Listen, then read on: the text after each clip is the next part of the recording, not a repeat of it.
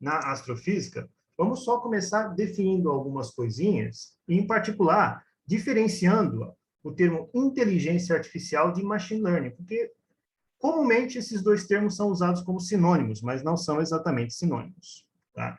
Então, a inteligência artificial nada mais é do que um conjunto de técnicas que permitem aos computadores, aos algoritmos, imitarem o comportamento humano. Isso é a definição de inteligência artificial. Já o machine learning é um subconjunto, ou se preferirem, uma subclasse da inteligência artificial. O machine learning é um conjunto de técnicas de inteligência artificial que permitem que os algoritmos aprendam a partir de dados de entrada e, a partir desse aprendizado, eles conseguem realizar tarefas específicas. Isso é o machine learning. E as divisões e subdivisões não param por aqui. Tá? Nós temos, por exemplo, eu nem estou mostrando aqui, mas uma outra subdivisão do machine learning são as redes neurais. As redes neurais são um conjunto de técnicas que funcionam de maneira similar ao funcionamento dos neurônios no cérebro humano. Né? Daí é que vem o nome redes neurais. E nós temos ainda uma subdivisão das redes neurais, que é o chamado Deep Learning. O Deep Learning é um conjunto de técnicas de redes neurais que permitem que os algoritmos realizem um aprendizado, né, a partir de dados fornecidos por si só. Quer dizer, o Deep Learning não precisa de nenhum tipo de supervisão. O algoritmo consegue aprender por si só e executar tarefas extremamente sofisticadas. Né? O Deep Learning é muito utilizado para análise de conjuntos de dados muito grandes. Mas a gente não vai falar especificamente sobre isso nesse seminário aqui. A gente vai focar mais no Machine Learning como um todo. Tá?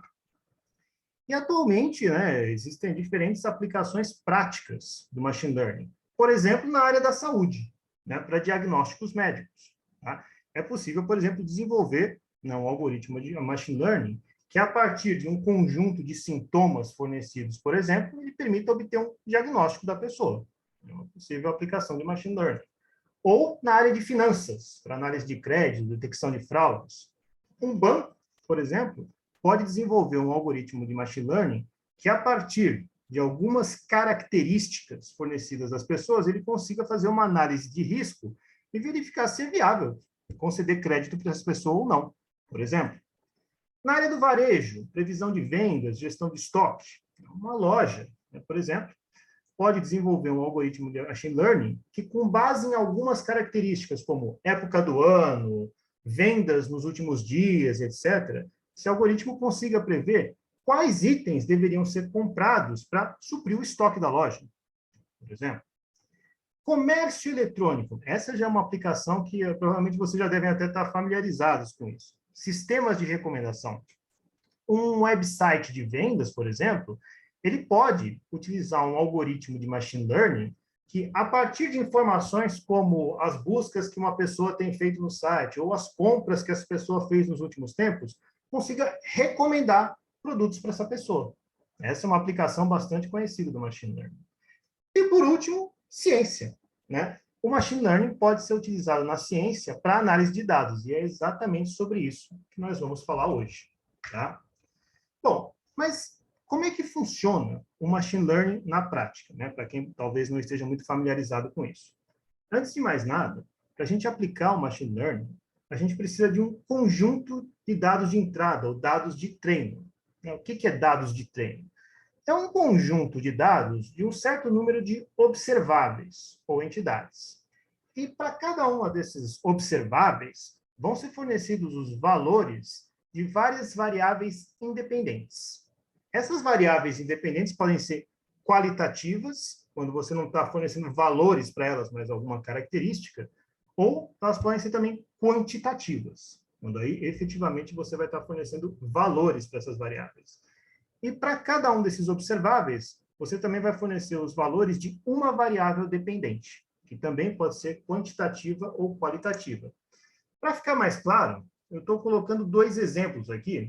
Primeiro, nesse exemplo aqui à esquerda, a gente tem um conjunto de dados, né, que são características de pessoas que estão tentando conseguir um emprego, né, numa empresa.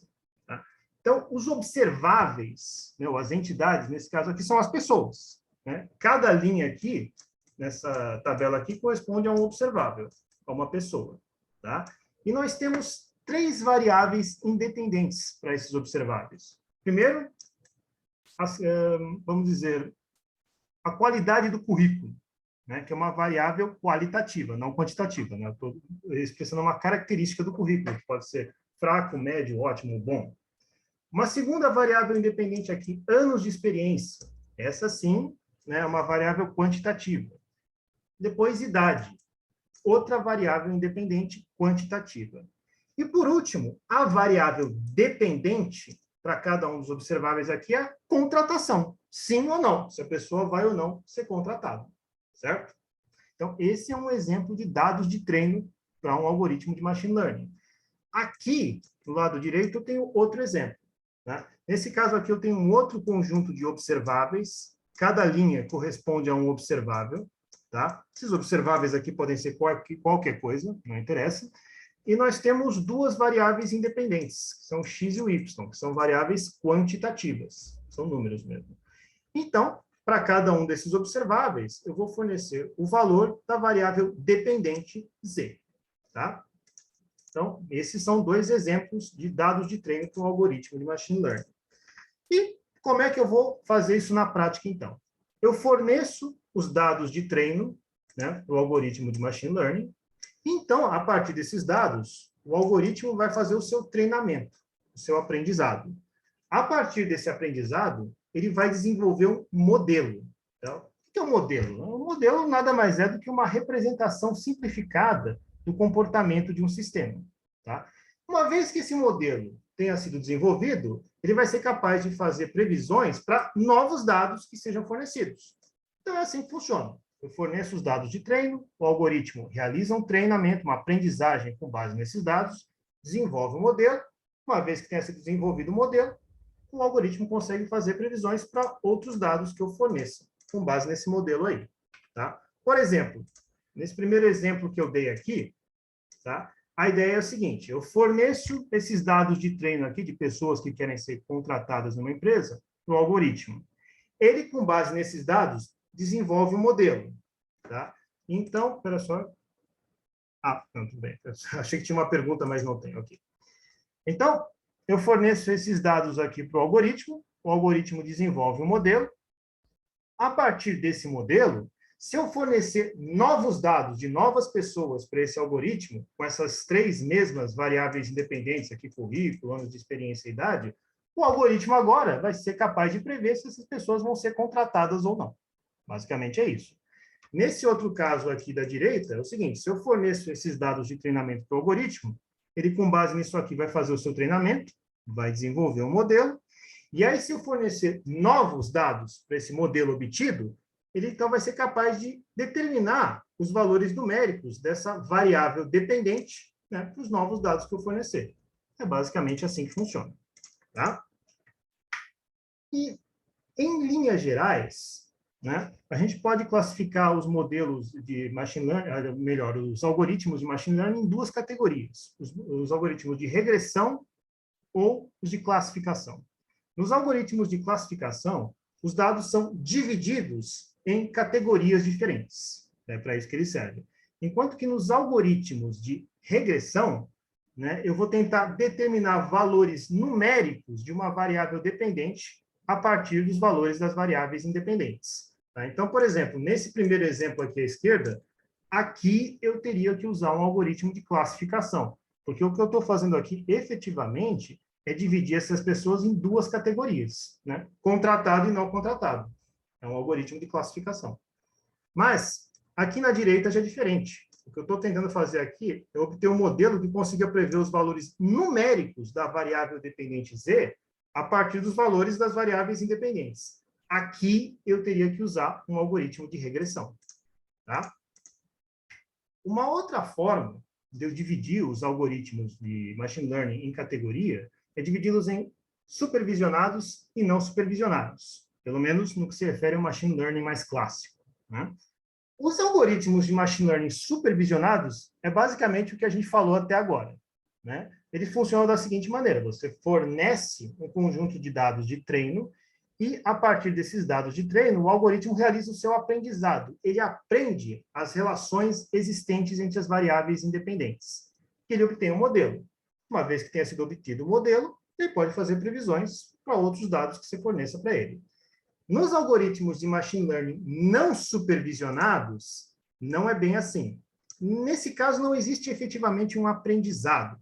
Os algoritmos de machine learning não supervisionados são só um conjunto de técnicas estatísticas que servem para várias funções. Clustering nada mais é do que dividir os dados em diferentes categorias, redução de dimensionalidade, etc. Mas nos algoritmos de machine learning não supervisionados, não há aprendizado. Você simplesmente fornece os dados para o algoritmo e ele vai fazer o que ele sabe fazer. Dividir os dados em categorias e acabou. Ele não aprende nada. Ele simplesmente faz o que ele é capaz de fazer, a partir dos dados fornecidos e ponto. Tá? Então, não precisa de supervisão nenhuma. Ele vai sozinho. No algoritmo de machine learning supervisionado, aqui não. O algoritmo ele aprende a partir dos dados fornecidos, aí obtém um modelo e é capaz de fazer previsões para outros dados. Ok? Bom, então, até agora, a gente já falou sobre, em linhas gerais, como aplicar machine learning. Vamos falar agora um pouquinho, brevemente, sem entrar em muitos detalhes, sobre os principais algoritmos de machine learning que são usados, inclusive, na astrofísica. Começando com esse aqui, que talvez seja o mais famoso de todos, que é o Decision Trees, ou árvores de decisão. Tá? Então, Decision Trees, é um algoritmo de machine learning supervisionado, então ele aprende a partir dos dados fornecidos, e ele pode ser usado tanto para regressão quanto para classificação. Então, ele tanto é capaz de dividir os dados em diferentes categorias, quanto é capaz de prever valores numéricos para variáveis dependentes, a partir dos dados de entrada. Ele serve para as duas coisas. E ele funciona da seguinte maneira. Ele é efetivamente uma árvore. E em cada nó dessa árvore aqui, é tomada uma decisão a partir de uma das variáveis independentes. Tá? Daí que vem o nome árvore de decisão. Porque em cada nó é tomada uma decisão sobre uma das variáveis independentes. Então, nesse primeiro nó, é tomada uma decisão sobre uma variável independente aqui, aqui é tomada outra decisão sobre outra variável, aqui outra, e por aí vai. Tá? Então, como é que isso aqui funciona na prática? Você fornece os dados de entrada, tá? Então, o algoritmo vai montar uma árvore de decisão inicial, para dividir os dados aqui, por exemplo, em diferentes categorias.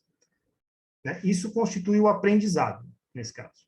Uma vez que a árvore de decisão esteja pronta, você tem o seu modelo. A partir desse modelo pronto, que é a árvore de decisão pronta, o algoritmo vai ser capaz de fazer previsões para outros dados que você forneça para ele. Tá? Aqui eu tenho um exemplo do... Opa, espera um pouquinho. Eu tenho aqui um exemplo de funcionamento disso aqui, que envolve esse conjunto de dados aqui. Então, esse é um conjunto de dados, os quais os observáveis são pessoas, e ele envolve duas variáveis independentes, o aspecto do clima e a força do vento. E o objetivo aqui é o seguinte, ser capaz de prever se essas pessoas vão ir na praia ou não. É para isso que vai servir essa árvore de decisão aqui. Então, para montar essa árvore, a partir dos dados de entrada, primeiramente, é feita uma pergunta, aqui no primeiro nó, sobre o aspecto do clima. Qual que é o aspecto do clima? Chuvoso, nublado ou com sol? Se o aspecto for chuvoso, então a pessoa não deve ir na praia e acabou. A árvore está encerrada aqui. Mas, se o aspecto do clima for com sol ou nublado, bom, aí tem que fazer uma segunda pergunta. A segunda pergunta vai ser, qual a força do vento? Forte ou fraco? Tá? Se for forte, a pessoa não vai na praia. Se for fraco, a pessoa vai na praia. E pronto. Tá? Montei uma árvore de decisão aqui com base nos meus dados de entrada. Tá? Uma vez que esse modelo esteja pronto, se eu fornecer novos dados de entrada para outras pessoas, com base nessas duas variáveis independentes, aspecto do clima e força do vento, o algoritmo vai ser capaz de prever se as pessoas devem ou não ir na praia. É basicamente assim que funciona. Tá? Esse exemplo bem simplificado que eu dei aqui. E esse algoritmo, dos Decision Trees, ele tem várias vantagens, por isso que ele é bastante utilizado. Primeiro que ele fornece resultados muito simples de serem interpretados. Tá? E ele também lida bem com grandes grupos de dados e é um algoritmo muito versátil. Ele não é computacionalmente exigente. É fácil de rodar isso aqui. Mas ele também tem algumas desvantagens. Primeiramente, é que você, além do algoritmo do Decision Trees, você tem que usar um outro algoritmo dentro dele, capaz de, primeiro, montar a árvore, colocar as perguntas corretas sobre as variáveis corretas nos lugares certos, e também esse outro algoritmo vai ter que ser capaz de tomar essas decisões aqui em cada um dos nós. Então, você vai precisar de um algoritmo específico para isso. E existe mais de uma possibilidade, tá, para o algoritmo a ser usado aqui. Outra desvantagem dos decision trees é que ele é um algoritmo particularmente propenso a sofrer overfitting. Tá? O que é overfitting? Vamos supor aqui que você vai construindo uma árvore de decisão e você vai fazendo cada vez mais e mais e mais perguntas. A árvore vai ficando cada vez mais profunda, com mais nós. Vai chegar um ponto em que você vai tentar fazer decisões e tentar classificar os dados, mas você em categorias, mas os dados iniciais já não tinham informações suficientes para a divisão que você está tentando fazer aqui. Tá? Então, o overfitting é basicamente isso. Chega num ponto em que você tenta fazer classificações ou fazer previsões nos dados que simplesmente os seus dados iniciais não tinham informações suficientes para isso.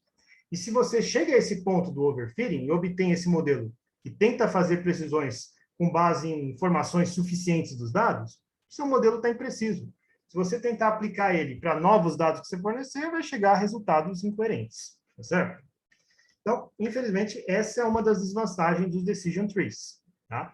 Mas, exatamente, para evitar esse problema do overfitting, é que foram criados outros algoritmos de machine learning, como, por exemplo, random forests, ou florestas aleatórias. Tá? Então, esse aqui é outro algoritmo de machine learning, tá? Também supervisionado, ele também aprende a partir de dados fornecidos, e também serve tanto para classificação quanto para regressão. E esse é um algoritmo que é baseado nas árvores de decisão. Ele basicamente consiste em uma coleção, né, um conjunto de árvores de decisão, como eu estou mostrando aqui embaixo. Então, essas árvores de decisão são construídas simultaneamente, só que aí é o seguinte, cada uma delas vai analisar um subgrupo de variáveis independentes diferentes. Esses subgrupos, né, de variáveis independentes que vão ser atribuídos a cada uma dessas árvores de decisão, em geral, são decididos aleatoriamente. Tá? Então, cada árvore de decisão é montada com base em um desses subgrupos aí de variáveis independentes, chega a um resultado, e o resultado final do algoritmo vai levar em conta todas as árvores de decisão ao mesmo tempo. Isso é o Random Forests. Tá? E a principal vantagem desse algoritmo aqui em relação aos decision trees é que ele evita o overfitting. Então, nesse sentido, esse aqui já é um algoritmo bem mais robusto que as árvores de decisão simples. Ok? Outro algoritmo importante, e esse aqui é um que particularmente a gente tem utilizado aqui no Instituto Mauá de Tecnologia bastante, é o Extreme Gradient Boosting. Tá? Mas para entender esse algoritmo, a gente tem que primeiro entender alguns conceitos preliminares aqui. Primeiro, o conceito de gradiente. O gradiente nada mais é do que um operador vetorial, tá? Que, quando ele é aplicado, né, numa determinada função, esse operador, o resultado vai ser um vetor, primeiramente. E esse vetor que vai ser obtido, quando eu aplico esse operador aí, sempre vai apontar no sentido de máximo crescimento dessa função. De maneira que o sentido oposto ao apontado pelo gradiente é o sentido de máximo decréscimo da função. Esse é o conceito do gradiente. Tá? Outro conceito importante aqui é o da função de custo. Uma função de custo, basicamente, ela revela a diferença ou a discrepância entre os valores observados e os previstos pelo modelo. Oi, acho que o Gondi tem uma pergunta, não sei se eu entendi a sua pergunta. Como é que é? Como exemplo, a pessoa pode ir à praia? Como assim? Não entendi.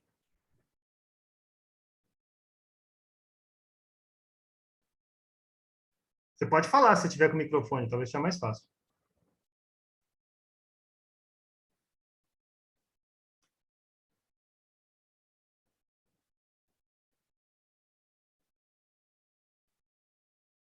Sim, naquele exemplo, deixa eu voltar naquele exemplo, acho que é mais fácil, né? Espera um pouquinho. Esse exemplo que eu dei, de fato, era muito simples, né? Mas aqui é o seguinte, a conclusão final desse modelo é o seguinte, que basicamente a pessoa pode ir na praia desde que o vento esteja fraco. O tempo pode estar nublado ou com sol, mas se o vento estiver fraco, ela pode ir. Então, esse é o resultado final dessa decision tree. Muito simples, né? Mas é um exemplo simplificado que mostra como funciona. tá certo? Então, ele pode chegar a essas conclusões aqui com base em dados de entrada. Então, eu forneço para ele uma tabelinha de valores que mostraram quando que as pessoas iam ou não à praia, né, com base no tempo. Tá? Monta isso aqui. Tá? Uma vez montado esse modelo, se eu fornecer uma nova tabela de dados de outras pessoas, tá certo? Dizendo quais as propriedades do clima, ele vai tomar a decisão.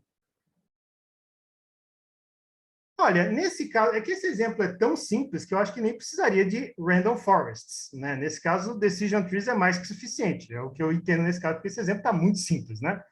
Random forests geralmente é quando você tem situações mais complicadas, com um número maior de variáveis independentes. Aí fica mais difícil tomar a previsão, e aí você monta várias árvores de decisão separadas, cada uma com um subgrupo. Nesse caso, esse exemplo muito simples, eu diria que não precisaria, né? Decision tree está de bom tamanho, né? Mas, num caso mais complexo, não seja tão na cara assim, né? Sempre que o vento está fraco, a pessoa vai, sempre que o vento está forte, ela não vai. Né? Se for um exemplo mais complexo, aí sim, melhor usar random forests. Tá? Isso, na verdade, é interessante até mencionar isso agora, que para avaliar se um modelo é bom ou não, né, você pode verificar a assertividade do modelo no final, ou taxa de assertividade, como algumas pessoas chamam. Quer dizer, qual a porcentagem de acertos que o modelo tem no final? A gente faz muito isso no Instituto Mauá, para verificar se o modelo é bom ou não, se a gente está indo pelo lado certo ou não. E no Instituto Mauá, quando a gente está lidando com um modelo que a gente considera bom, a gente tem obtido resultados, como eu vou mostrar daqui a pouco, com assertividades superiores a 80% ou até mesmo 90%. Quando o modelo não é tão bom, aí você já vai obter assertividade de 60%, 70%, aí já não é tão bom. Tá certo? Ok? Posso continuar então? Ou mais alguma dúvida?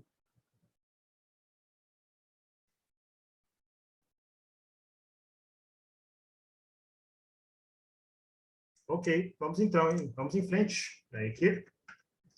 Então, voltando aqui ao Extreme Gradient Boosting, então, a gente já viu o conceito de gradiente e viu o conceito de função de custo, que ela basicamente revela o erro cometido pelo modelo, né? A diferença entre os valores previstos e os valores observados, os valores reais. Né? Quanto maior a função de custo, maior o erro que seu modelo está cometendo. Você quer diminuir ao máximo essa função de custo.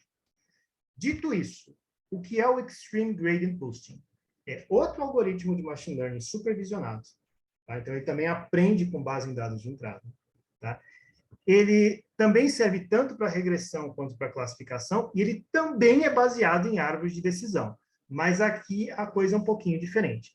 O que eu vou falar agora está bastante simplificado, tá, gente? Se a gente fosse discutir esse algoritmo como um todo, ia levar uma palestra e meia para isso. Tá? Mas ele funciona em linhas gerais da seguinte maneira. Tá? Uma árvore de decisão é construída após a outra, né, e vai refinando o resultado da anterior. Tá? Só nisso ele já é diferente do Random Forests, porque o Random Forests aqui, você tem várias árvores de decisão construídas simultaneamente. Tá? Não é o caso aqui do Extreme Gradient Boosting. É uma após a outra, tá? Só que aí o que acontece? Digamos que ele constrói a primeira árvore de decisão, tem o seu primeiro modelo. Aí, ele vai calcular, né, qual que é a função de custo. Vai revelar o erro que está sendo cometido por esse modelo em relação aos dados originais. Tá? Aí, ele vai aplicar o gradiente, esse operador vetorial, nessa função de custo. Né? Com base nisso, né, ele vai saber, né, porque como o sentido oposto do gradiente ou aponta para o sentido de máximo decréscimo da função, a partir da aplicação desse gradiente aqui na função de custo, ele vai determinar o que ele vai ter que mudar, o que ele teria que mudar nessa árvore de decisão, de maneira a reduzir a função de custo, ou seja, reduzir o erro cometido pelo modelo. E é isso que vai acontecer. Com base nesse resultado, ele vai construir uma próxima árvore de decisão refinada, tá? Já tentando reduzir a função de custo. Tá? Quando ele terminar de construir essa próxima árvore de decisão, ele vai, de novo, calcular a função de custo, calcular o gradiente, tá? E ver como que ele pode modificar ainda mais a árvore de decisão para reduzir ainda mais a função de custo. Determinou isso? Constrói a próxima árvore de decisão. E assim vai indo. Tá? E a cada uma dessas etapas, ele vai verificando, ele vai aplicando o gradiente na função de custo e ver como ele pode refinar cada vez mais a árvore de decisão para obter o menor erro possível. Tá certo? E ele vai prosseguindo procedimento até chegar a um ponto, né, em que foi atingida, vamos dizer, a função de custo pretendida, o erro mínimo pretendido. Quando chegar nisso, o modelo está finalizado. Tá? Então, esse aqui, o Extreme Gradient Boosting, é considerado um algoritmo muito mais sofisticado, por exemplo, que Decision Trees comuns. Tá? A gente tem utilizado ele com muito sucesso, né, aqui no Instituto Mauá. Ele atualmente é considerado um dos algoritmos mais precisos de Machine Learning, pelo menos dentre os algoritmos supervisionados. Tá? Outro algoritmo também, que usamos um pouquinho já aqui no Instituto Mauá, é o Support Vector Machine. Tá? Esse também é um algoritmo de Machine Learning supervisionado, mas esse aqui só serve para classificação, ou seja, para separar os dados em diferentes categorias. Aí não serve, pelo menos até onde eu sei, ele não serve para regressão. E como é que funcionam as coisas aqui? Você, primeiramente, coloca os dados aqui no espaço de parâmetros, como eu estou colocando nessa figura aqui. Um espaço de parâmetros é um espaço no qual cada eixo aqui corresponde a uma variável independente diferente. Então, nesse caso, nesse exemplo que eu estou mostrando, eu estou pegando um espaço de parâmetros bidimensional, com duas variáveis independentes, comprimento e largura. Coloco os pontos aí observados aí nesse espaço. Tá? O que o algoritmo vai fazer? Ele vai traçar uma divisória, né, nesse espaço, de maneira a dividir os pontos em dois grupos. É isso. O algoritmo basicamente vai fazer isso. Essa divisória, aqui, ó, que ele vai traçar de maneira a separar os pontos em dois grupos, é chamado de hiperplano. Então, um hiperplano é basicamente uma generalização de um plano, mas com um número variável de dimensões. Por exemplo, nesse caso aqui, tá? Você tem um espaço bidimensional, com dois parâmetros. O hiperplano, né, traçado aqui, que vai dividir os pontos em dois grupos, é uma reta. Aí tem uma dimensão só. Então, quando o espaço de parâmetros tem duas dimensões, o hiperplano tem uma menos, uma dimensão só. Se isso aqui fosse um espaço de parâmetros de 3 dimensões, ou seja, houvesse 3 variáveis independentes, o hiperplano, que ia ser traçado aqui para separar os dados em dois grupos, seria um plano mesmo, com 2 dimensões. Então, o hiperplano sempre tem um número de dimensões, uma dimensão a menos do que o do espaço de parâmetros, tá certo? E uma característica importante desse Support Vector Machine aqui é que essa divisória é traçada entre os pontos de maneira que a largura dela, a largura dessa divisória aqui, seja a máxima possível. Tá? Essas estruturas aqui, ó, que delimitam as bordas dessa divisória, são chamados vetores de suporte. Daí que vem o nome Support Vector Machine. Tá? Mas é isso, é basicamente um algoritmo de machine learning supervisionado usado para classificação. Também tem uma precisão muito elevada. Nós também temos utilizado com muito sucesso aqui no Instituto Mauá. Bom, até agora a gente falou sobre vários algoritmos de machine learning supervisionados. Vamos falar agora um pouquinho sobre os algoritmos não supervisionados. Ou seja, aqueles nos quais não há realmente um aprendizado.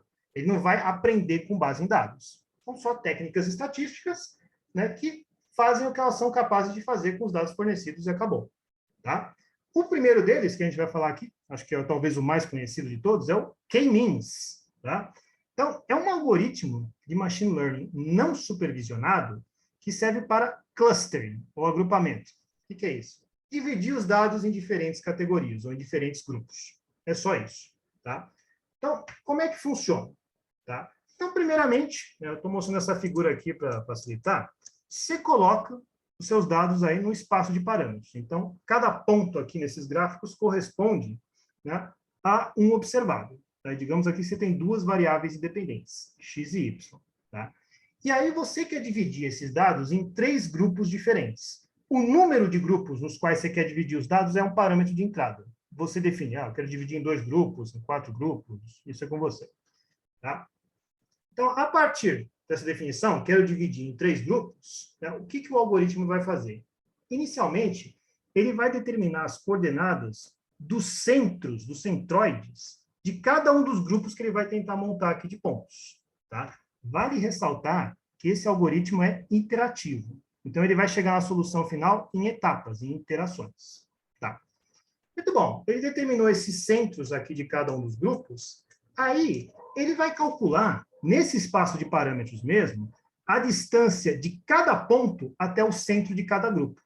E com base nos valores das distâncias desses pontos aos centros dos grupos, ele vai conseguir definir quais pontos estão no grupo 1, quais pontos estão no grupo 2, quais pontos estão no grupo 3. Só com base nessas distâncias calculadas dos pontos aos centros. Muito bom. O que ele vai fazer depois? Ele vai calcular os valores dos parâmetros médios, ou melhor, os valores médios dos parâmetros em cada um desses grupos aqui.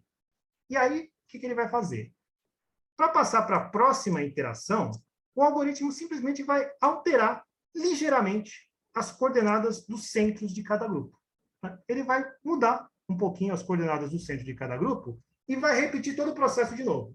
Vai calcular as distâncias de cada ponto ao centro de cada grupo, vai obter uma nova divisão aqui e, de novo, vai calcular os valores médios dos parâmetros de cada grupo.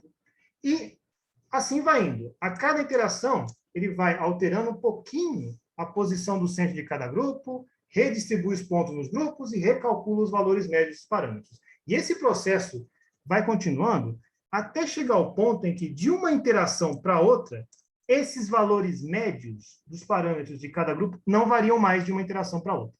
Quando chegar nesse ponto, ok, acabou.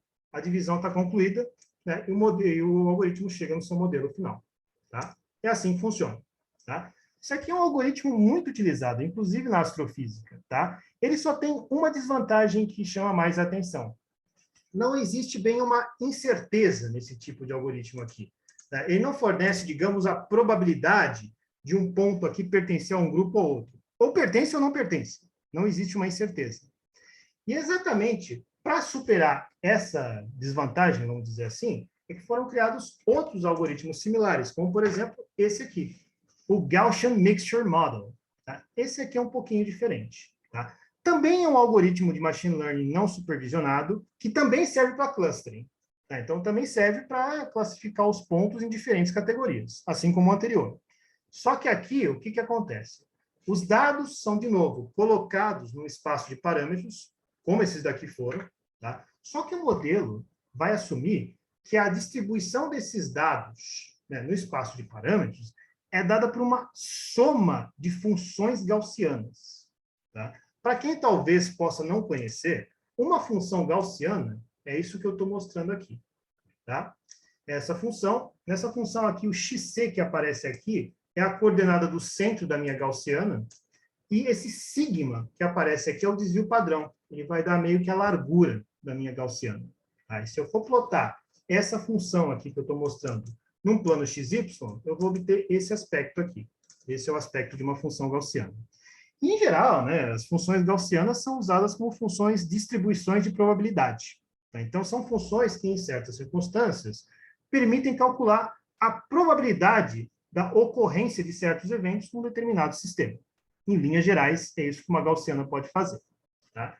Então, o que esse modelo aqui vai fazer?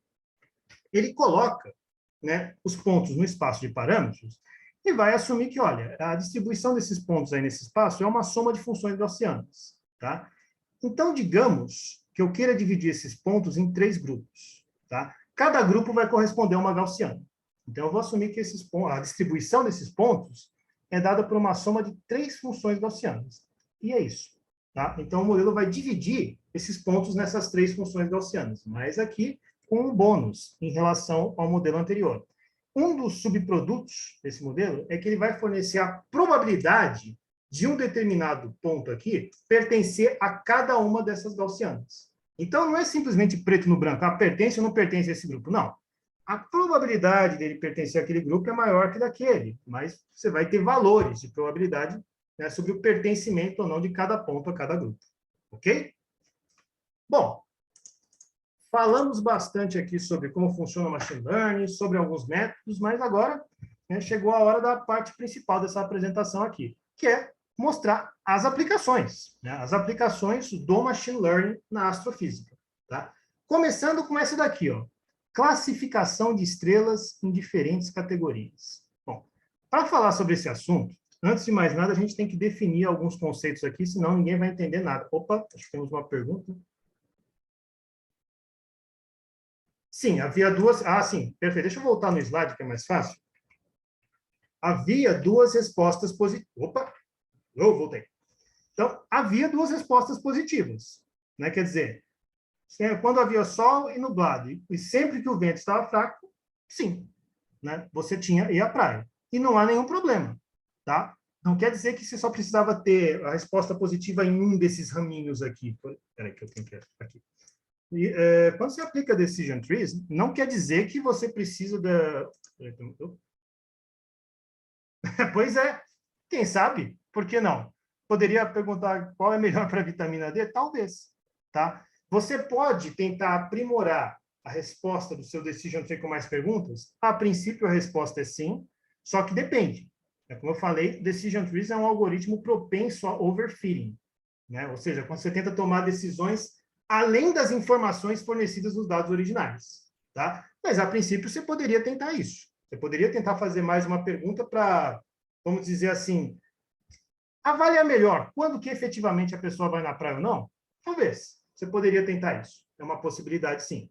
Ou tentar um algoritmo mais sofisticado também, como o Random Forest. Mas colocar mais um parâmetro seria aceitável. Tá? Seria aceitável. Sinceramente, qual o melhor método nesse caso? Vou dizer assim, num caso tão simples quanto esse que eu dei aqui, que é um exemplo muito, muito, muito, muito simplificado, para mim, o Decision Trees é mais que suficiente. Sinceramente, porque aqui parece que a resposta está preto no branco. Mas isso é porque eu exagerei um pouco, né? Porque eu dei um exemplo muito fácil, tá? Agora, se eu for perguntar, na minha experiência, aqui em casos um pouquinho mais complexos, quais algoritmos têm sido melhores? Em geral, o Decision Trees ele é simplificado demais. Ele geralmente dá problemas, ele não tem uma assertividade tão boa quanto outras. O que a gente tem observado aqui para casos, vamos dizer, um pouquinho mais complexos do que esse, Random Forest e, sobretudo, esse nosso amigo aqui, o Extreme Gradient Boosting, são os que têm as maiores taxas de assertividade. Tá? Não quero desmerecer o Support Vector Machine, porque ele também tem sido muito bom ultimamente. Eu mexi um pouco menos com ele até agora, mas ele também é bom. Mas, na minha visão, esses três aqui, eles tendem a ser superiores ao Decision Tree simples. Tá? Talvez esse aqui é que seja o campeão, porque esse é provavelmente o mais refinado de todos. Tá? Existem algumas competições que eles fazem de machine learning, competição entre os alunos. Geralmente, quem usa esse aqui é que sai vitorioso, mas enfim. Então, é isso. Beleza. Então, vamos lá. Vamos às aplicações na astrofísica. Tá? Então, classificação de estrelas em diferentes categorias. Tá? Primeiro, acho que a gente tem que definir o que é uma estrela, para começo de assunto. Tá? Uma estrela, gente, nada mais é do que uma esfera autogravitante de gás incandescente que emite energia a partir de reações de fusão nuclear que acontecem no núcleo da estrela. Como vocês devem saber, a estrela mais próxima da Terra é o Sol. Né? E as estrelas, né, elas variam muito, por exemplo, em massa. Né? Você tem estrelas que têm desde 0,08 massas solares até de 50 a 70 massas solares. Só esclarecendo aqui, uma massa solar é a massa do Sol. Então, você tem estrelas bem pouco massivas, com muito menos do que uma massa do Sol, ou estrelas com mais de 50 massas do Sol. Tá? E as temperaturas superficiais, as temperaturas nas superfícies das estrelas, também variam bastante. Você tem estrelas com temperaturas superficiais de 2.500 Kelvin até mais de 50.000 Kelvin. Para vocês terem uma ideia, a temperatura superficial do Sol é da ordem de 5.700 Kelvin. Tá certo? Nesse sentido, é uma estrela até relativamente fria. Tá? Então, as estrelas, elas produzem e liberam a sua própria energia a partir de reações de fusão nuclear. Mas essas reações nucleares não acontecem na estrutura inteira da estrela. Só acontecem lá no miolo, no centro da estrela mesmo. Tá? E a reação de fusão nuclear básica que acontece numa estrela é a seguinte, ó, 4 átomos de hidrogênio, vou até anotar aqui, 4 átomos de hidrogênio, ando ruim isso aqui, 4 átomos de hidrogênio se unem para formar um átomo de hélio. Essa é a reação de fusão nuclear básica que acontece no núcleo de qualquer estrela, inclusive do Sol. Então, em cada vez que 4 átomos de hidrogênio se unem para formar um de hélio, é liberada uma certa quantidade de energia. E é assim que a estrela brilha, né? É assim que a estrela produz sua própria energia. Certo? Agora, As estrelas, né, elas possuem algumas propriedades interessantes, né? Por exemplo, a relação entre cor e temperatura, né? As estrelas mais quentes de todas, são aquelas que têm temperaturas superficiais de 50 mil Kelvin, ou até mais que isso, tendem a ser azuladas. Enquanto que as estrelas mais frias, são aquelas que têm temperaturas superficiais de 2.000, 3.000 Kelvin, são mais avermelhadas. Tá? Quando eu quero classificar as estrelas em diferentes categorias, sem sombra de dúvida, o parâmetro mais importante é a massa da estrela. Tá? Isso porque é considerado o parâmetro fundamental. Todos os demais parâmetros das estrelas dependem, primeiramente, da massa delas. Tá? Então, de um lado, você vai ter aqui as estrelas mais massivas de todas. Essas estrelas mais massivas também vão ser as maiores, vão ser as mais brilhantes, vão ser as mais quentes e, como a gente falou, vão ser as mais azuladas. Tá? Do outro ladinho aqui, ó, a gente tem as estrelas que são as menos massivas. O Sol está nessa segunda categoria aqui. Tá? Essas menos massivas vão ser as menores, as menos brilhantes, as mais frias, superficialmente, e também as mais vermelhas. Esse primeiro grupo aqui, de estrelas mais brilhantes, mais massivas, mais azuladas, mais quentes, são chamados grupo das early type, geralmente. E esse segundo grupo aqui, das estrelas mais frias, mais vermelhinhas, é chamado de estrelas late type. Então, uma possibilidade aqui de aplicação do machine learning na astrofísica consiste exatamente em separar essas estrelas nessas duas categorias que eu falei, early type ou late type, usando as propriedades observadas. E o ideal, né, geralmente, é fazer isso utilizando como parâmetro de entrada, como as suas variáveis independentes, vamos dizer assim, imagens dessas estrelas em diferentes comprimentos de onda. Então, por exemplo, você pode observar um grupo de estrelas primeiro no visível, né, a faixa de comprimento de onda que a gente observa com os nossos olhos. Você pode observar esse mesmo grupo de estrelas no infravermelho. Tem uma imagem delas no infravermelho. Você pode também obter uma imagem dessas estrelas no raio-x, obter uma imagem dessas estrelas no ultravioleta, ou obter uma imagem dessas estrelas no rádio, e por aí vai. Tendo todas essas imagens, você vai ter os valores dos brilhos observados dessas estrelas em cada um desses comprimentos de onda. Esses podem ser os seus parâmetros de entrada. Opa! De certa forma, teve a pergunta aqui do Gondi, é o que aparece no James Webb. O James Webb, eu vou dizer que ele só observa no infravermelho. Tá? Ainda assim, ele fornece imagens em diferentes comprimentos de onda, mas todos esses comprimentos de onda é na região do infravermelho. Mas sim, de fato, é o que o James Webb está fornecendo no momento. Ele está fornecendo, inicialmente, né, algumas imagens de campos estelares, de galáxias, etc., todas no infravermelho, mas ele pode obter, sim, em diferentes comprimentos de onda. Então, você poderia, por exemplo, pegar esses dados do James Webb, essas imagens, e classificar as estrelas em diferentes categorias com base nos dados ali. Se você tiver imagens do mesmo campo de estrelas em diferentes comprimentos de onda, sim, daria para tentar. É uma possível aplicação. Tá? Claro que os dados do James Webb até o momento eles permitem muito além. Na verdade, não fica só nas estrelas. Na verdade, é fazer mais coisas. Mas sim, é uma possível aplicação, tá, Gondi? É uma possível aplicação, sim. Tá?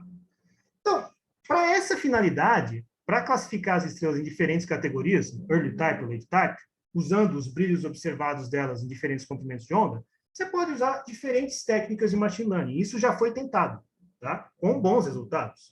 Por exemplo, você pode usar o tal do Support Vector Machine, que a gente mencionou, o Random Forests, o K-means, que não é supervisionado, todos dão assertividades até bem elevadas. Um exemplo de trabalho que já fez isso aqui é esse aqui do Pliwa, de 2018. E o objetivo era exatamente esse, classificar as estrelas em duas categorias, early type ou late type. De um lado as mais quentes e azuis, dos outros lados as mais frias e mais vermelhas. É isso. E ele usou como parâmetros imagens dessas estrelas em diferentes comprimentos de onda. Não era só no infravermelho, como no caso do James Webb, né? Ele tinha a imagem no visível, no ultravioleta, no rádio, por aí vai. Mas foi isso que foi usado. Né? No caso, esses autores aqui utilizaram random forests para fazer essa classificação. E, no final, obtiveram uma assertividade superior até 90%. Então, foi um trabalho muito bem sucedido. Aqui é um exemplo do gráfico que eu tirei do trabalho desses autores aqui. Nesse gráfico aqui, cada ponto é uma estrela. Tá? Os eixos X e Y, nesse gráfico aqui, mostram as coordenadas espaciais dessas estrelas no céu, nos eixos horizontais e verticais, né? Não foram esses os parâmetros de entrada do machine learning. Mas, nesse gráfico aqui, os pontos em azul correspondem às estrelas que foram classificadas pelo método do Random Forest como Early Type. E os pontos em vermelho correspondem às estrelas que foram classificadas como Late Type por aquele método. Tá? Então, essa é uma possível aplicação do Machine Learning na astrofísica. Essa ainda a gente não está aplicando no Instituto Mauá, mas é uma possibilidade. É uma possibilidade que já foi tentada, bastante promissora. Uma outra aplicação muito interessante em Machine Learning na astrofísica é a detecção de supernovas. Aqui, de novo, a gente tem que definir alguns conceitos para não ficar confuso. Tá? Primeiramente, gente, é importante que vocês saibam que as estrelas, elas nascem, tá? Elas vivem durante um certo tempo. Tipicamente, uma estrela pode viver alguns bilhões de anos. O tempo de vida do Sol, por exemplo, é da ordem de 10 bilhões de anos. E, no final, elas morrem. Tá? O nascimento das estrelas ocorre a partir da contração de nuvens de gás. Tem uma nuvem de gás inicial que vai se contraindo, vai aquecendo, até que surge uma estrela. Uma vez que a estrela surgiu, ela vai passar a maior parte da sua vida realizando aquela fusão nuclear de hidrogênio e hélio no núcleo dela e liberando energia. É isso que ela vai fazer. E ela vai fazer isso durante bilhões de anos, enquanto tiver hidrogênio disponível lá no núcleo dela para ela fazer a fusão nuclear. Aí vai chegar um momento em que vai esgotar o hidrogênio disponível no núcleo da estrela. Quando isso acontecer, né, essa reação de fusão nuclear vai cessar e a estrela vai entrar nas suas etapas finais da sua vida. Tá? O que vai acontecer aí depende muito da massa da estrela. Uma estrela de baixa massa, como o Sol, por exemplo, vai morrer da seguinte maneira. Após esgotar o seu hidrogênio no núcleo da estrela e acabar a reação de fusão nuclear, bom, vários processos vão acontecer, mas em linhas gerais, a estrela vai acabar inchando para caramba, ela vai aumentar muito de tamanho. No caso do Sol, por exemplo, quando ele passar por essa fase, ele vai engolir Mercúrio, vai engolir Vênus e talvez não engula a Terra, mas vai chegar, a superfície do Sol vai chegar tão perto da Terra que vai calcinar totalmente a superfície, vai ficar totalmente seco aqui. Então, nessa fase final, a estrela incha e a sua temperatura superficial diminui um pouco, ela fica avermelhada. Nessa fase, ela é chamada de gigante vermelha. Tá? Depois de um tempo, o que vai acontecer com a estrela é o seguinte, ela vai sofrer algumas instabilidades, que a gente chama de pulsos térmicos, e ao final ela vai ejetar as suas camadas externas. E tudo que vai sobrar lá no meio é o núcleo quente compacto da estrela. É formado basicamente de carbono com traços de oxigênio. Essas camadas ejetadas da estrela aí dão origem ao que a gente chama de nebulosa planetária. E o núcleo da estrela compacto e quente, formado principalmente por carbono, vai dar origem ao que a gente chama de uma anã branca. Tá? Isso aqui é um exemplo do que eu acabei de falar. Isso é uma nebulosa planetária. Né? Essa é a chamada nebulosa do Anel, o M57. Essa imagem aqui foi obtida pelo telescópio espacial Hubble. Então, o que acontece aqui? Esse gás que vocês estão vendo aqui são as camadas ejetadas da estrela de baixa massa quando ela morreu. Ela ejetou as camadas externas. E aqui no miolo, aqui, ó, você vê que tem um pontinho branquinho. Esse pontinho branquinho é o núcleo remanescente da estrela quente, formado de carbono, que é a anã branca. Tá certo? Bom, é assim que uma estrela de baixa massa morre. O Sol vai morrer assim. Mas as estrelas de alta massa, quando eu digo alta massa, com massas superiores a 10 massas solares, morrem de uma maneira um pouquinho diferente. Tá? Quando esgota o hidrogênio no núcleo dessas estrelas, e as reações de fusão nuclear acabam, o que vai acontecer com elas começa de uma maneira muito similar ao que acontece das estrelas de baixa massa. Elas também vão inchar, também vão ficar avermelhadas, tudo isso vai acontecer. Mas no final mesmo da vida delas, elas vão acabar explodindo e ejetando violentamente todo o seu material no espaço. Essa explosão de estrelas de alta massa, né, no final das suas vidas, é chamada de supernova, tá certo? E existem supernovas de diferentes categorias, tá? Com base nas propriedades delas, tá? E algumas dessas supernovas são particularmente importantes porque elas permitem, primeiro que elas podem ser observadas a grandes distâncias. Você pode observar uma supernova dessas numa galáxia distante, por exemplo. E alguns tipos de supernovas permitem a determinação de distâncias muito precisas de objetos distantes, tá? E essas distâncias precisas fornecidas pelas supernovas foram muito importantes em vários estudos na astrofísica. Por exemplo, elas foram fundamentais para a conclusão de que o nosso universo atual está se expandindo a uma taxa acelerada. Quer dizer, a taxa de expansão do universo está aumentando com o tempo. Essa conclusão só foi possível graças aos valores precisos de distância de objetos distantes fornecidos pelas supernovas. Então, nesse contexto, a gente pode dizer que detectar corretamente supernovas no espaço e classificá-las corretamente é um ponto muito importante da astrofísica. Como é que é feita a detecção de uma supernova? Nessa imagem aí eu estou basicamente mostrando isso. Tá? Nessa imagem aqui da direita, você tem simplesmente uma foto de um campo de estrelas, nada demais, não muito diferente do que o James Webb está obtendo, até aí tudo bem. Nessa imagem aqui, do lado esquerdo, o que aconteceu? É o mesmo campo de estrelas fotografado em outra data. O que aconteceu? Surgiu um pontão aqui, pum! Esse pontão que apareceu aí foi a explosão de uma estrela que acabou de morrer. Uma estrela de alta massa que acabou de morrer. Isso é uma supernova. Então, é assim que são detectadas as supernovas. Você tira fotos de campos de estrelas em épocas diferentes e procura por possíveis, digamos, pontões que apareçam aí do nada. Tá? Pois bem, uma possível aplicação do machine learning na astrofísica, né, que já vem sendo tentado também, consiste na detecção e classificação de supernovas. Tá? E nesse caso, então, os parâmetros de entrada que você vai fornecer para o modelo são diferentes imagens de um mesmo campo de estrelas em diferentes datas. E ele vai tentar procurar alguma variação aí que seja consistente com a ocorrência de uma supernova. Tá? O método que mais tem sido utilizado para isso tem sido o Random Forests, até hoje, também tem obtido assertividades bastante elevadas. Tá? Outra aplicação do machine learning na astrofísica, identificação e classificação de galáxias. Tá? Aqui, de novo, a gente tem que definir alguns conceitos aqui para não ficar confuso, porque o pessoal se confunde muito com isso. O que é uma galáxia? Galáxia é um sistema gigantesco, gravitacionalmente ligado, que é formado por estrelas, por planetas, por gás, por poeira e outros corpos menores. Certo? As galáxias, elas variam muito em tamanho. Elas podem ter diâmetros desde 10 elevado a 16 quilômetros até 10 elevado a 19 quilômetros. O que equivale a dizer que os diâmetros das galáxias vão desde 1000 anos-luz até 1 milhão de anos-luz. Só deixando claro aqui, um ano-luz nada mais é do que a distância percorrida pela luz ao longo do tempo de um ano. Tá? Então, o ano-luz é uma medida de distância. Certo? Uma medida bem grande, por sinal. A galáxia onde a gente vive é a chamada Via Láctea. Tá? Ela recebeu esse nome, na verdade, dado pelos povos antigos. Tá? Porque, opa, peraí, acho que temos uma pergunta. Opa. Sim, exatamente, Gant. A pergunta do colega é: a expansão se relaciona à energia escura e à gravitação à matéria escura? Sim. O que a gente sabe, a gente não entende muito o que é a energia escura, mas a gente sabe que a energia escura tem um efeito, é o oposto da gravidade.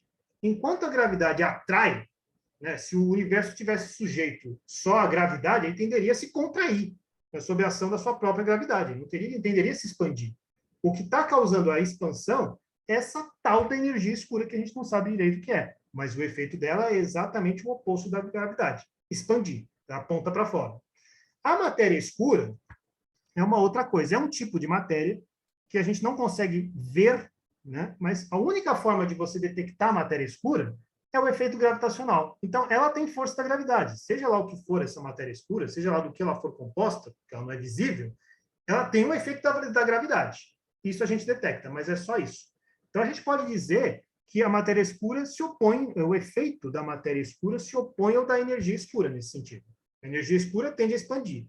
A matéria escura, o oposto, ela atrai. Ok?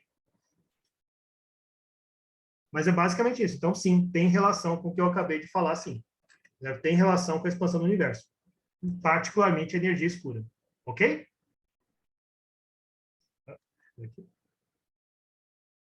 A princípio, sim. A princípio, bom, na verdade, para os dois. Né? Apenas que a gente não sabe bem quanto de energia se tiraria da matéria, melhor, quanto de energia se tiraria da energia escura, como que isso se converteria em massa, não sabemos exatamente, mas sim, a princípio, essa equação geral aí do Albert Einstein valeria para qualquer tipo de massa e para qualquer tipo de energia. Se você quisesse converter energia escura em massa, digamos que alguém quisesse fazer isso, sim, essa relação valeria. Se você quisesse converter matéria escura em energia, sim, essa relação valeria. Ok? Então, beleza. Então, esse nome, né? Estamos falando aqui da Via Láctea, né? Esse nome da nossa galáxia Via Láctea foi atribuída pelos povos antigos, porque é o seguinte, quando a gente observa a Via Láctea, né, a nossa galáxia no céu noturno, ela tem a aparência de um feixe, uma faixa leitosa, um caminho leitoso. Daí que veio o nome caminho de leite, Via Láctea. Tá? E a Via Láctea, ela possui um diâmetro aproximadamente igual a 100 mil anos-luz. Tá? Isso dá 31 milhões de vezes o tamanho do nosso sistema solar. Então, quer dizer, se eu pegar o sistema solar e for colocando um atrás do outro, um atrás do outro, um atrás do outro, ao longo de todo o diâmetro da Via Láctea, vai dar 31 milhões de sistemas solares. Só para vocês terem uma ideia do tamanho de uma galáxia típica, certo? Uma Via Láctea. Essa aqui é uma imagem, né, de uma galáxia próxima, que é a galáxia de Andrômeda, uma galáxia relativamente próxima aqui da Via Láctea. E isso aqui, né, é uma concepção artística, né, da nossa Via Láctea. Então, quer dizer, se fosse possível para a gente sair da Via Láctea, se afastar bastante da Via Láctea e olhar lá de cima, é isso que a gente veria. Tá? Não é possível, mas é isso que a gente veria. Esse pontinho azul que está mostrado aqui mostra a posição do sistema solar em relação ao núcleo da Via Láctea. Então, dá para ver por aí que a nossa posição em relação ao núcleo da Via Láctea não é nem um pouco privilegiada. A gente está num canto aí de um braço espiral, a uma certa distância do núcleo, e é isso aí. Tá? E a Via Láctea, né, ela é classificada como uma galáxia espiral, porque ela tem a presença desses belos braços espirais, que vocês estão vendo aqui. Certo? Mais especificamente, a Via Láctea ela é classificada como uma espiral barrada. Tá? Porque se vocês olharem aqui na região do centro, ela tem essa estrutura, né, reta que passa pelo núcleo da Via Láctea, que é chamada de barra. Por apresentar essa estrutura, que nem todas as galáxias apresentam, ela é chamada de espiral barrada. Certo? Percebam que os braços espirais tendem a partir das pontas dessa barra aí. Tá certo? Muito bom. Bom, um outro ponto que a gente também tem que comentar aqui para evitar confusões é a diferença entre galáxia e constelação, tá? Que muita gente confunde esses dois termos, né? Então, uma constelação, de acordo com uma definição que foi estabelecida pela IAU, a International Astronomical Union, né, em 1922, tá? Uma constelação nada mais é do que uma região do céu, tá, com um certo grupo de estrelas, e esse grupo de estrelas apresenta um formato aparente. E é esse formato aparente que dá nome à constelação. Por exemplo, você tem uma região do céu, né, que tem um grupo de estrelas que tem o formato de uma cruz, que é o chamado Cruzeiro do Sul. Você tem outra região do céu que tem o formato aparente de um escorpião, é a constelação do signo do escorpião, certo? Então é isso, né? Galáxias são aquilo que a gente acabou de falar. Tá? Constelações são regiões do céu com grupos de estrelas que tomam formato aparente, certo? De acordo com a IAU, atualmente nós temos um total de 88 constelações no céu. Mas vale mencionar aqui que as estrelas que formam as constelações no céu noturno, né, ou, na verdade, todas as estrelas que você é capaz de ver no céu a olho nu, pertencem à nossa galáxia, pertencem à Via Láctea. Tá? Não é possível ver a olho nu estrelas que pertencem a outras galáxias. É possível ver estrelas individuais em outras galáxias com telescópios?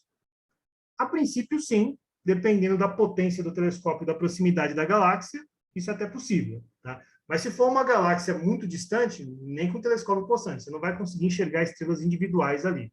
O máximo que você vai enxergar são regiões com certo número de estrelas. Tá? Esse aqui é um exemplo de uma constelação no céu noturno, né? Essa é a constelação de Órion. Tá? Então, esse grupo de estrelas aqui forma o que a gente chama de constelação de Órion, e essa imagem aqui à direita mostra o que os antigos enxergavam quando olhavam para esse grupo de estrelas. Eles enxergavam guerreiro. Tá? Essas três estrelinhas aqui, são popularmente conhecidas como Três Marias aqui no Brasil, elas formam o cinturão de Órion. Ok?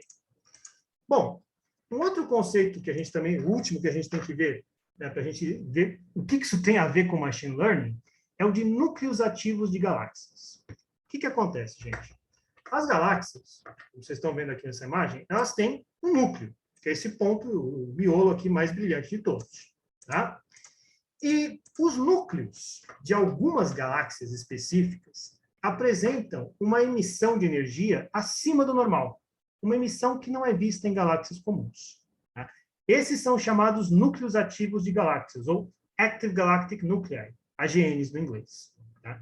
As galáxias que têm esses núcleos ativos, elas são chamadas de galáxias ativas. Tá? E como explicar essa energia, né, a mais que vem desses núcleos de galáxias? Porque não vem das estrelas ali presentes. Não tem como vir das estrelas. O que explica isso? Pois bem, o modelo mais aceito atualmente assume o seguinte, que essa energia extra que é emitida pelos núcleos ativos de galáxias vem da acreção de matéria em um buraco negro central supermassivo nessas galáxias. Então, vamos por partes aqui. Acho que provavelmente a maior parte de vocês sabe o que é um buraco negro, né? O buraco negro nada mais é do que um objeto muito compacto que tem uma grande quantidade de massa concentrada em uma pequena região. Isso faz com que a força gravitacional nessa região aí do buraco negro seja muito intensa. Essa força gravitacional distorce o espaço-tempo ao redor de maneira que nem a luz é capaz de escapar do buraco negro. Isso é um buraco negro. E acredita-se que a maior parte, se não todas as galáxias massivas, possuam um buraco negro no seu núcleo. Pois bem, esse modelo aí para explicar os AGNs, os núcleos ativos de galáxias, diz o seguinte, olha, ao redor desse buraco negro, que eu estou mostrando nessa concepção artística aqui, tem uma certa quantidade de material.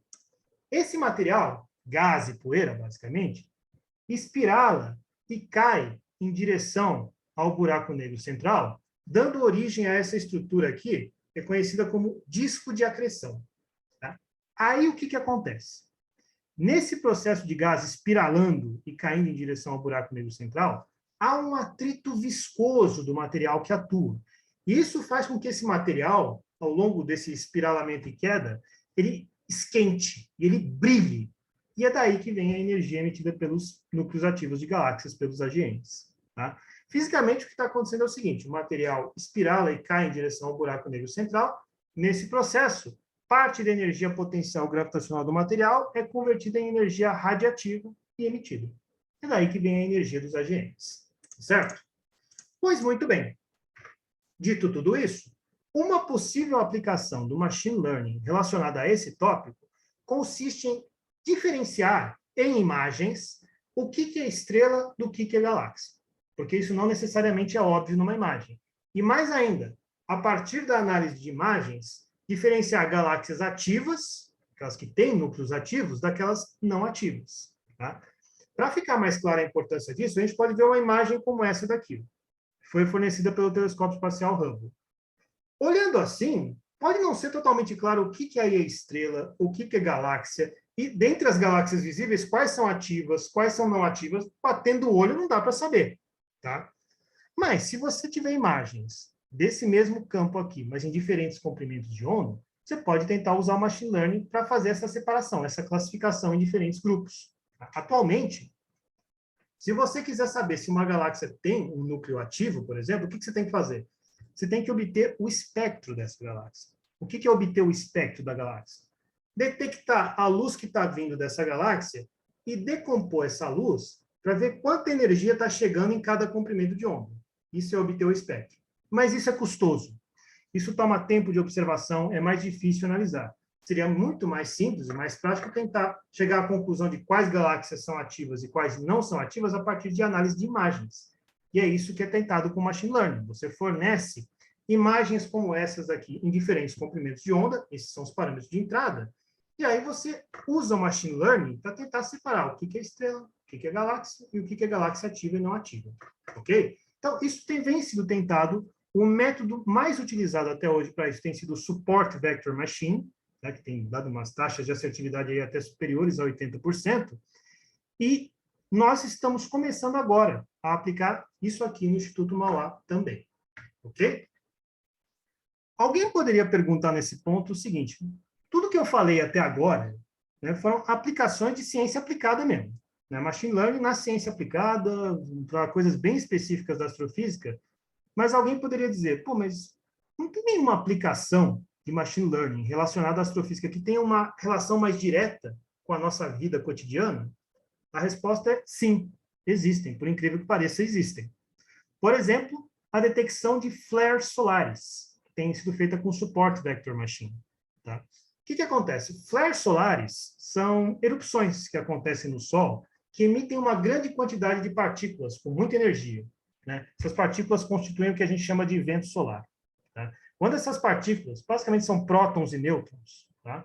Quando elas chegam aqui na região próxima da Terra, elas têm uma velocidade da ordem de 400 km por segundo. Tá? O que acontece? Alguns flares solares, né, podem ser muito mais intensos que outros, dando origem ao que a gente chama de ejeção de massa coronal. Tá? Nessas ejeções de massa coronal, grande quantidade de partículas são emitidas. Né? Se essas partículas atingirem aqui a região da Terra, bom, o que vai acontecer? Essas partículas vão interagir, né, com o campo magnético da Terra e o resultado vai ser uma tempestade geomagnética, que pode ter consequências muito graves para equipamentos eletrônicos na superfície. Isso já aconteceu no passado. Né? Teve um evento no século XIX, conhecido como o evento Carrington. Foi isso. Uma ejeção de massa coronal atingiu a Terra, né, e causou grandes problemas em telégrafos na época. É que na época a tecnologia não era muito desenvolvida, então não foi tão grave. Né? Mas foi um evento bem sério. Se fosse nos dias de hoje, poderia causar graves problemas. Então, detectar com antecedência esses flares, ou até conseguir prevê-los, é uma aplicação muito importante, tá? Inclusive para preservar a nossa própria tecnologia. E o machine learning tem sido usado para isso. Outra aplicação importante, né, consiste na detecção e classificação de asteroides próximos. A importância disso é bem óbvia.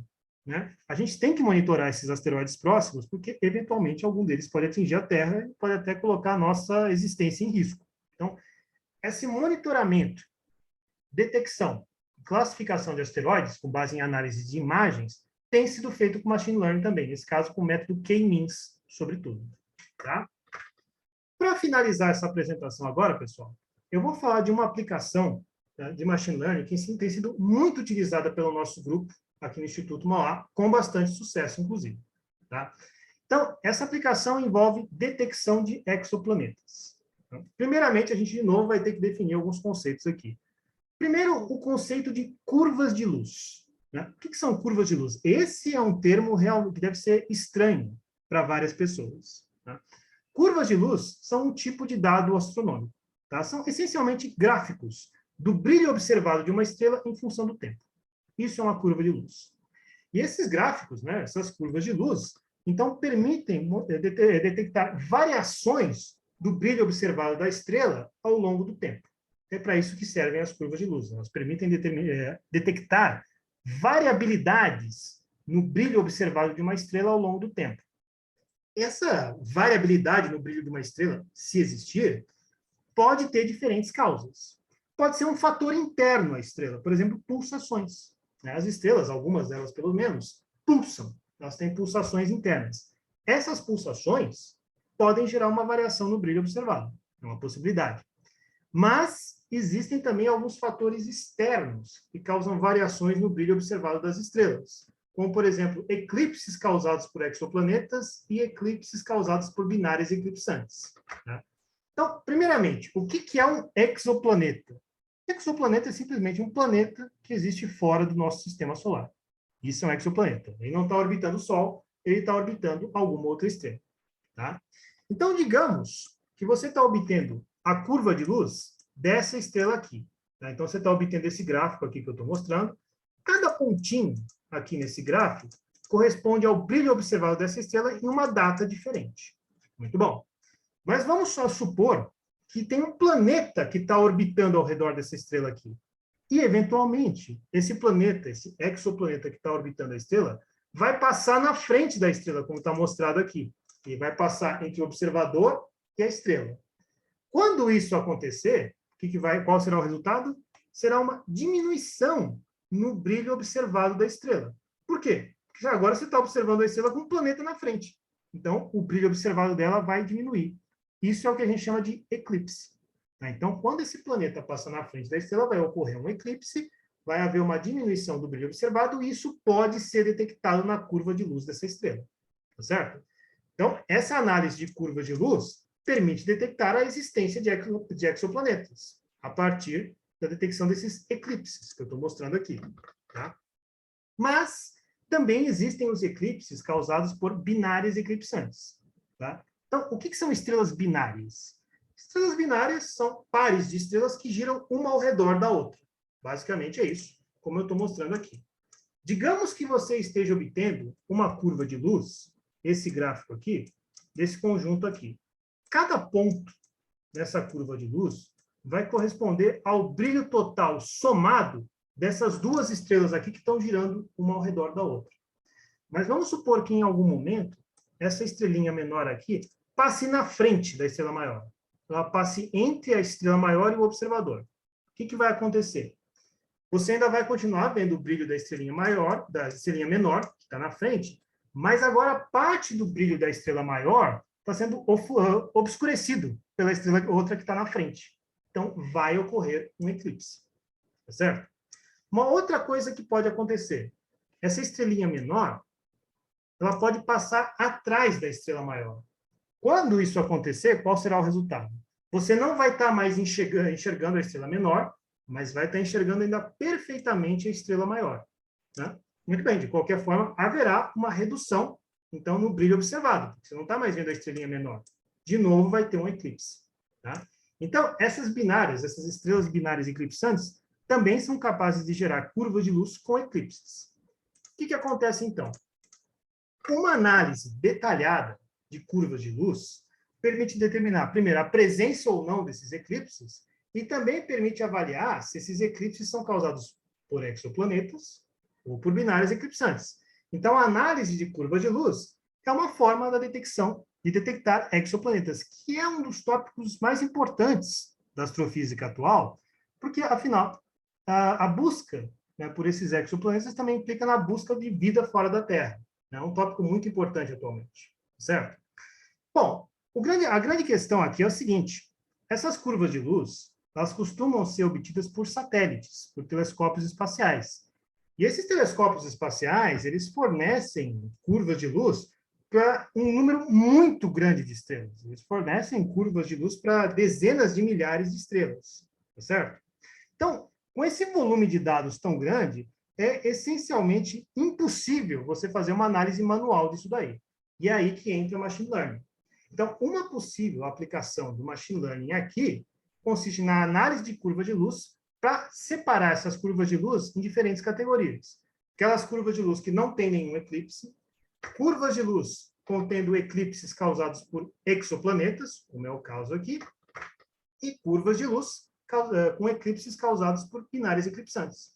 Então, com esse uso do machine learning, você pode efetivamente detectar exoplanetas, alguns dos quais talvez sejam candidatos a ter vida fora da Terra.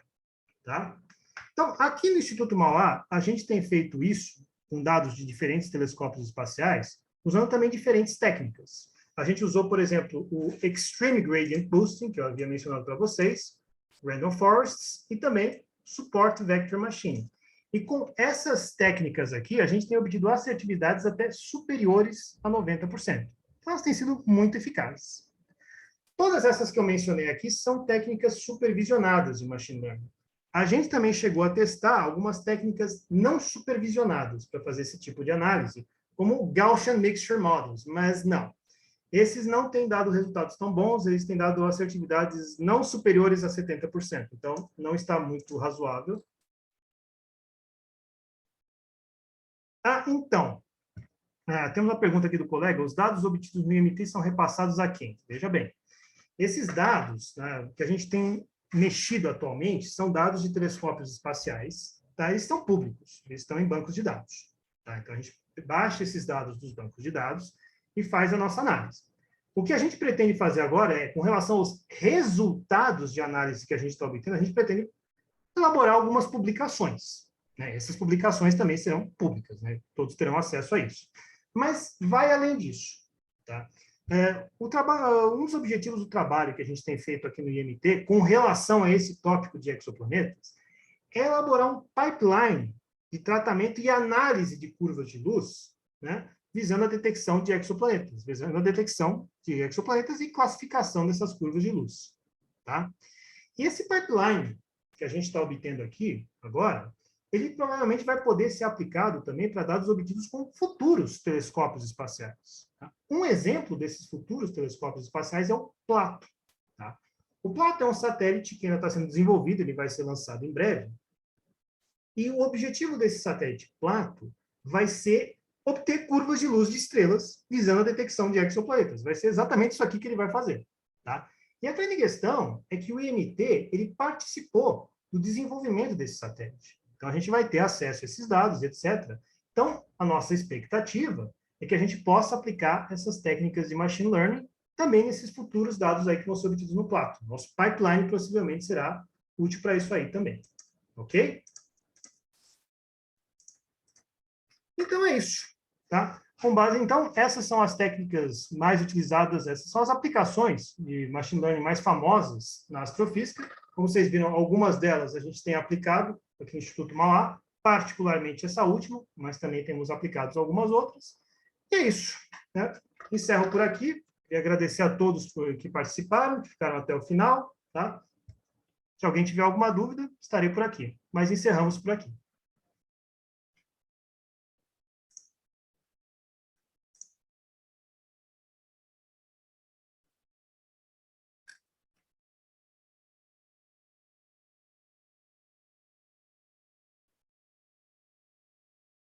Eu que agradeço, viu, gente? Obrigado a todos pela presença, tá?